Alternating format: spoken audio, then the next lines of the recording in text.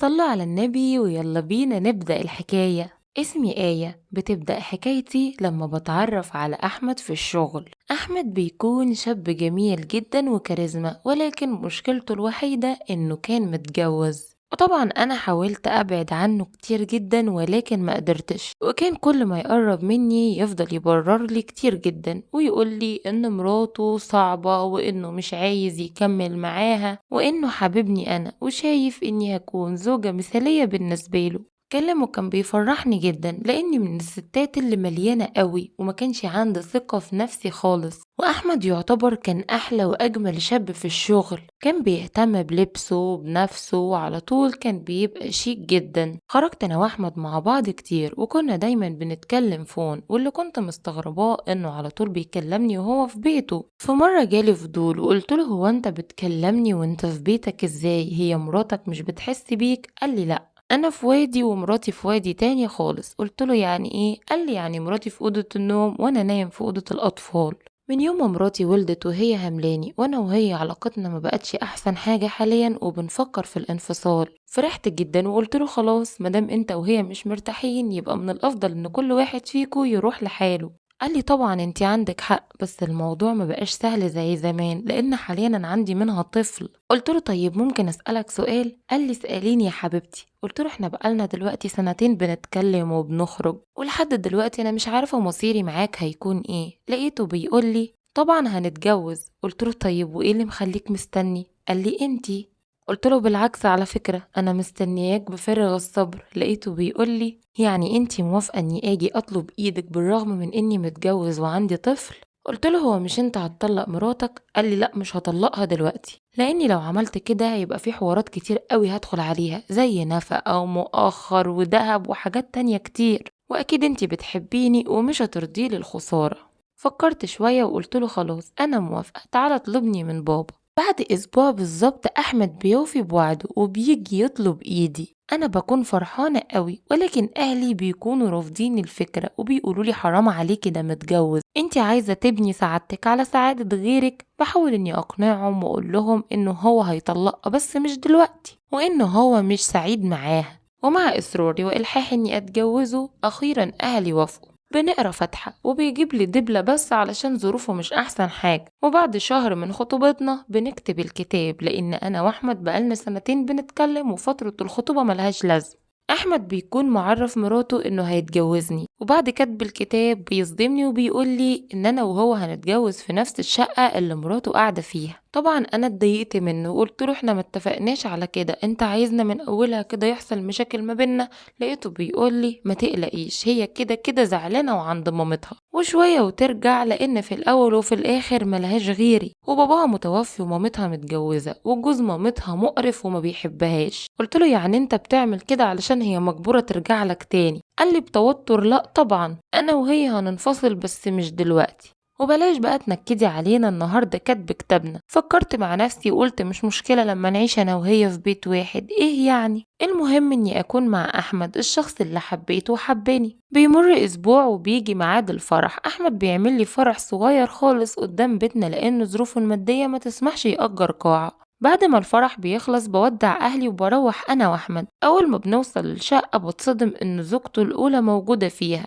بيكون باين عليها الزعل وعينيها مورمة من كتر العياط. بترحب بينا وبتفتح لنا الباب وانا طبعا ببقى مصدومة. بتقرب مني وبتسلم عليا وبتقولي انا اسمي امل وانتي اسمك ايه؟ قلت لها وانا اسمي آية.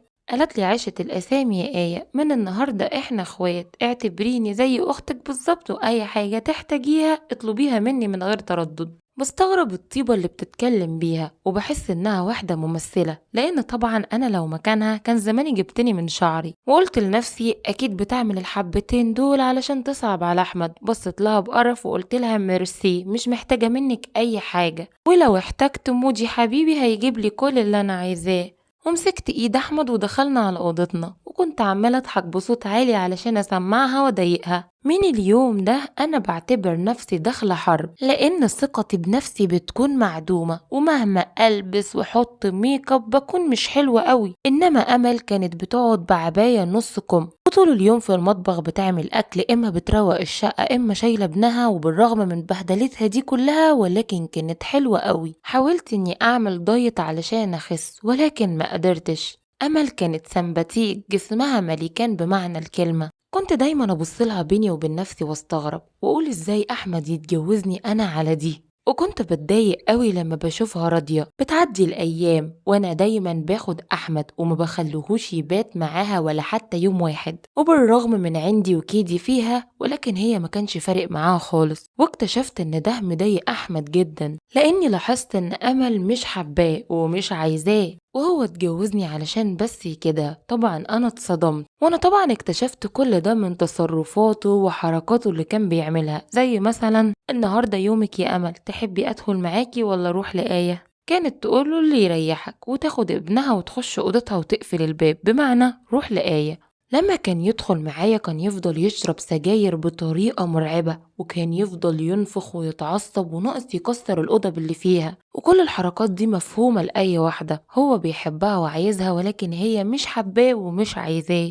في يوم كنت نايمة وهو كان في البلكونة، سمعته وهو بيتكلم مع واحد وبيقول له روح منك لله. خلتني اتجوزت برميل علشان خاطر أغيظها. للأسف أمل مش هتحبني وعمرها ما هتحبني بالطريقة دي، يمكن كرهتني أكتر بسبب اللي عملته. الله يسامحك. أنا أول ما سمعت الكلام ده دماغي وجعتني، وحسيت إني مش قادرة استوعب اللي سمعته، وقررت من اليوم ده إني لازم أحمل من أحمد علشان أربطه بيا أكتر. تاني يوم لما قمت من نومي قررت إني أتكلم مع أمل، وقعدت أسألها بخبث هو انتي تعرفتي على أحمد ازاي ومتجوزين بقالكوا قد ايه؟ أمل قالت لي إن أحمد أصلا ابن عمها، وإن هما الاتنين كانوا بيحبوا بعض جدا من وهما صغيرين، وهي كانت بتغير قوي على أحمد لدرجة إنها انتحرت مرة بسببه. ومن يوم ما اتجوزت أحمد وهو كل شوية يدخل في علاقة، وقفشته أكتر من مرة وقالت له يا أحمد المرة الجاية أنا مش هسامحك، ولكن هو علشان متأكد إنها بتحبه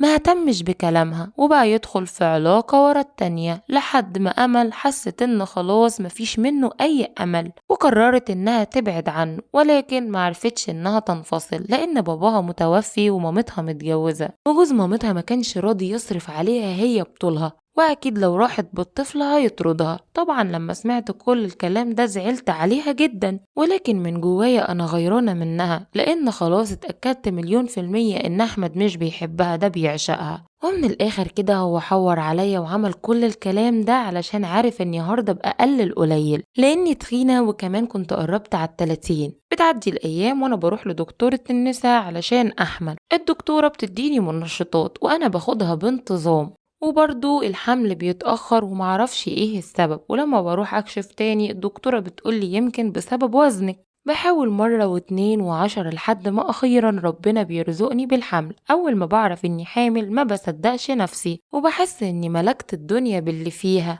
وبفضل اتضايق في امل واحكي لها اللي احمد قالهولي، ودايما ببقى لابسة حلو وحاطة ميك اب وما بعملش اي حاجة في البيت، وبالرغم من اني دايما قاعدة حاطة رجل على رجل وماسكة الفون في ايدي امل عمرها ما اشتكت، ودايما كانت تروق وتغسل وتعمل لي الاكل وتجيبهولي لحد عندي كمان مع اني ما طلبتش كده. في يوم جالي فضول وقلت لها هو انتي بتعملي كده ليه مع اني ما طلبتش منك تخدميني؟ لقيتها بتقولي انا بعمل كده علشان احمد ما يمشينيش زي ما انتي قلتيلي. وهي بتقولي كده احمد دخل فجأة وابتدى انه يزعق معايا بصوت عالي جدا، وفضل يقولي انتي مالك، انتي ايه اللي يخليكي تقولي لها الكلام ده؟ صوته كان عالي جدا وطريقته كانت صعبة، وانا كنت مستغربة هو بيعمل كده ليه. بصيت له بضيق وقلت له انت كنت بتقول الكلام ده يا احمد، انا ما بكدبش، ولا انت بقى كنت بتحور عليا علشان اوافق اتجوزك؟ بصلي بقرف وقال لي توافقي ايه؟ هو انتي اصلا كنتي لاقيه حد يتجوزك؟ ده انتي بايره وشبه البرميل، انا لو رضيت اتجوزك فانا ما اتجوزتكيش بمزاجي، منه لله صاحبي اللي قاعد يقول لي هات لها واحده علشان تغيظها وتخليها ترجع تحبك من تاني.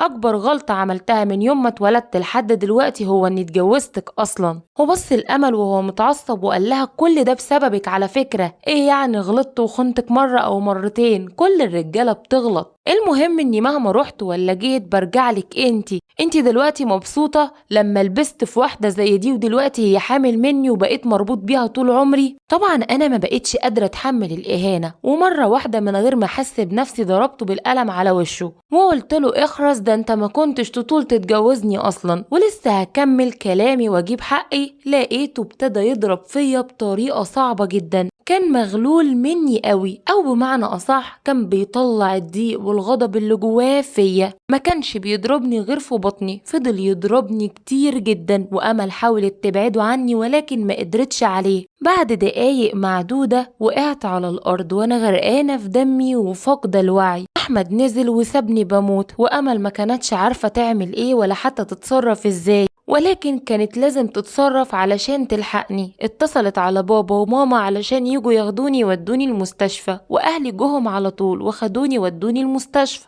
بعد وقت طويل وانا جوه اوضة العمليات الدكتور خرج وقال لاهلي احمدوا ربنا ان بنتكم عايشة. الجنين نزل، وعلشان نقدر ننقذ حياة بنتكم اضطرينا اننا نشيل الرحم علشان النزيف يقف. ماما فضلت تعيط وتصوت وهي مقهورة عليا. بتمر الأيام وأنا بتعافى وبرجع بيت أهلي. أحمد بيبعتلي ورقة طلاقي ومش بيديني أي حاجة من حقوقي. رحت المحامية وطلبت إن أنا أخد حقوقي بالقانون، ولكن أحمد هو كمان وكل محامي وقعدوا يعملوا في حوارات كتير لحد ما هو اللي كسب القواضي كلها، وفي الآخر أنا اللي طلعت خسرانة كل حاجة. فضلت فترة طويلة جدا محبوسة في بيتي، ولا بخرج ولا بشوف الشمس، لدرجة إن جالي اكتئاب حاد وفكرت في الانتحار. بس أهلي لحقوني. من شدة الحزن اللي كنت فيه منعت أكل ووزني نزل جامد جدا، وصلت للجسم المثالي اللي أي واحدة تتمناه.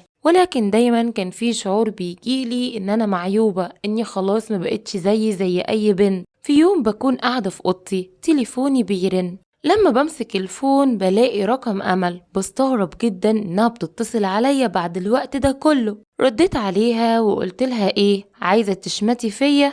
قالت لي لو عايزة أشمت فيكي كنت سبتك تموتي قدام عينيا، بس أنا ما اخترتش كده، واتصلت على أهلك علشان يجوا يلحقوكي، وأنا ما كنتش هعرف أوديكي المستشفى لوحدي. وبعدين انتي أكيد بتقولي كده لأنك عارفة انتي أذيتيني قد إيه وعملتي معايا إيه في الفترة اللي جيتي قعدتيها عندي. قلت لها يعني انتي متصلة دلوقتي عايزة مني إيه؟ قالت لي متصلة اطمن عليكي. قلت لها ما تبطلي بقى تمثيل المثالية، انتي بتتصلي على واحدة كانت واخدة جوزك منك وما كانتش بتخليه حتى يشوفك بالصدفة، وبعد كل اللي انا عملته فيكي متصلة علشان تطمني عليا؟ يا شيخة قولي كلام غير ده.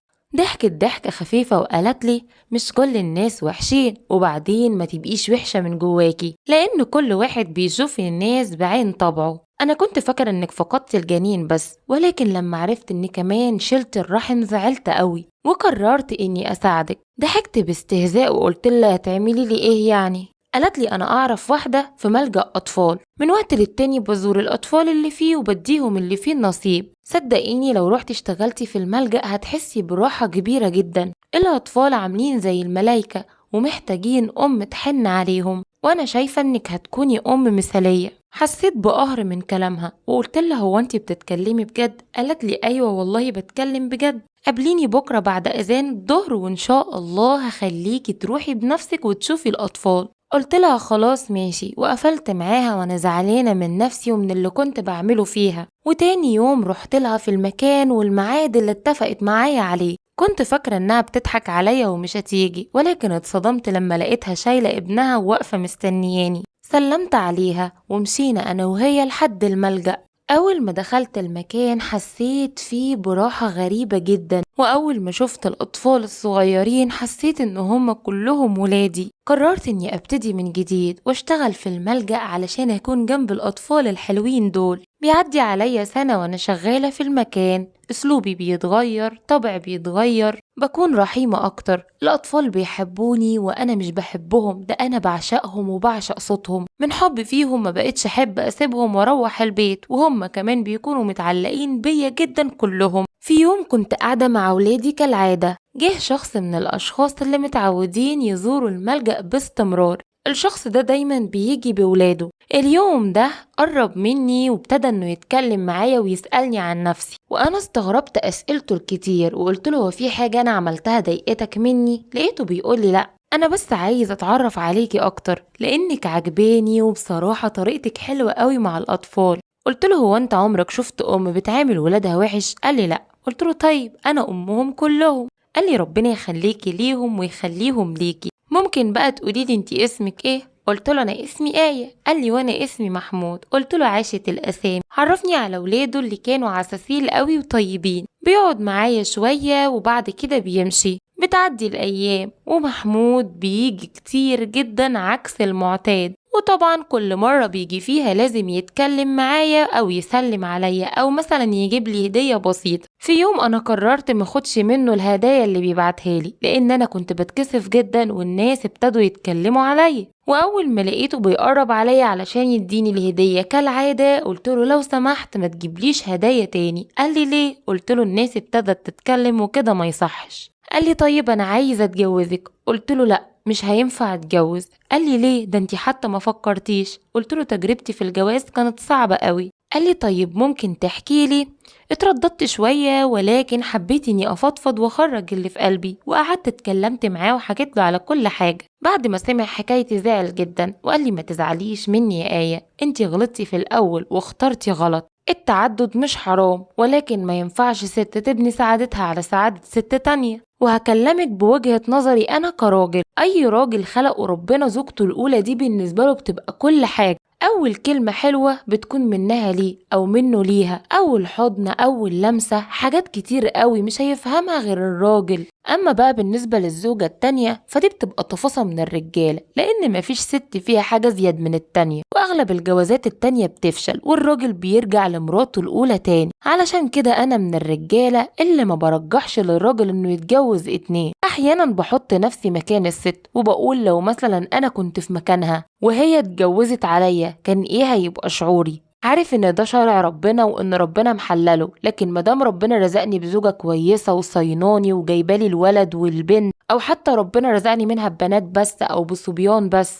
ليه اكسر قلبها واتجوز عليها؟ اللي مرضهوش على اخواتي مرضهوش على بنات الناس. عجبني تفكيره جدا وقلت له انت عندك حق في كل حاجة، انا فعلا غلطت وربنا عاقبني. بعد ما اتكلمنا كتير مع بعض لقيته بيقولي انا سمعت حكايتك وشايف ان اللي حصل لك يخليكي تبدأي من جديد مش توقفي حياتك. قلت له بس انا مش بخلف. قال لي ما انتي لو وافقتي تتجوزيني هيبقى عندك 3 اطفال زي القمر، ده غير اطفال الملجأ. ربنا عوضك يا آية، بس انتي مش واخدة بالك. انا هقوم امشي دلوقتي وعايزك تفكري في اللي كلمتك فيه. محمود بيسيبني اسبوع افكر، وطبعا بحكي لماما والبابا وبيقولوا لي وافقي. وبيني وبينكم كده من جوايا بحس اني مرتاحه، وبتصل على محمود على طول وبقول له اني موافقه اتجوزه. محمود بيجي نقرا فاتحه ونكتب الكتاب على طول. لبست فستان وهو لبس بدله ولبست ولاده ورحنا اتصورنا كام صوره وبعد كده رحنا بيتنا. من يوم ما اتجوزت وانا حاسه بسعاده كبيره جدا، ولحد دلوقتي انا شغاله في الملجأ وعمري ما هسيب ولادي. فعلا ربنا